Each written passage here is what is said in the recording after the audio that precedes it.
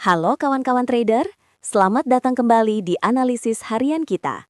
Hari ini, kita masuk ke pekan terakhir bulan Januari tahun 2006 dan atmosfer market sedang cukup dinamis.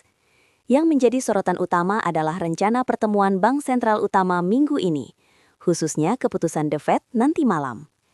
Data terbaru menunjukkan inflasi mulai melambat, sehingga The Fed kemungkinan akan memberikan sinyal untuk paus kenaikan suku bunga. Skenario ini, jika terkonfirmasi, berpotensi mengurangi tekanan pada dolar AS dan secara tidak langsung memberikan ruang gerak lebih luas bagi emas untuk bergerak. Ingat ya sobat semua, konten ini bersifat edukasi dan analisis market. Setiap keputusan trading adalah tanggung jawab penuh dari masing-masing individu. Hindari overtrading, kelola modal dengan bijak, dan selalu pertimbangkan resiko. Video ini dibuat untuk membantu kamu memahami dinamika market, bukan ajakan untuk membuka posisi. Dari kalender ekonomi, kita akan fokus pada beberapa event krusial ke depan. Hari ini, Senin, data cenderung minim. Namun, kita masuk ke Rabu dengan laporan pertumbuhan kuartalan Eropa dan keputusan Bank Sentral Kanada. Lalu, hari Kamis atau Rabu malam waktu kita akan mendapat keputusan The Fed. Di hari yang sama, also ada laporan data PPI AS. Semua data ini akan berdampak pada ekspektasi suku bunga global yang menjadi pendorong utama pergerakan emas dan dolar. Pertama, kita bahas soal sinyal The Fed. Mereka menyiratkan kemungkinan pause kenaikan suku bunga karena tekanan inflasi mulai meredah. Ini adalah isu sentral. Jika The Fed benar-benar berhenti menaikkan suku bunga, tingkat imbal hasil obligasi bisa tertahan atau bahkan turun. Biaya peluang untuk memegang emas yang tidak memberikan bunga jadi lebih rendah. Sentimen ini secara umum adalah kabar baik untuk pergerakan emas, karena investor mungkin melirik logam mulia sebagai alternatif. Kedua, kita lihat perkembangan di Eropa. Data inflasi terbaru menunjukkan tekanan harga yang mungkin lebih persisten dari perkiraan. Hal ini memicu kenaikan yield obligasi di beberapa negara Eropa. Kenaikan yield ini biasanya berkontribusi pada penguatan dolar AS, karena investor mencari imbal hasil yang lebih tinggi. Kondisi ini menciptakan tekanan untuk emas.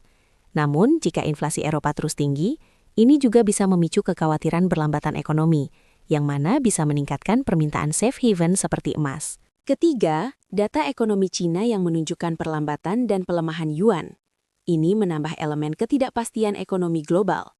Cina adalah konsumen emas terbesar dunia, jadi melemahnya pertumbuhan mereka bisa menekan permintaan fisik di jangka pendek. Di sisi lain, yuan yang melemah sering mendorong investor di wilayah Asia untuk mencari lindung nilai atau diversifikasi ke aset seperti emas. Jadi ada dinamika dua sisi yang perlu kita perhatikan.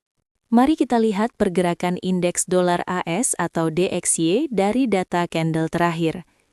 DXY terlihat dalam fase konsolidasi setelah sempat bergerak agresif ke atas.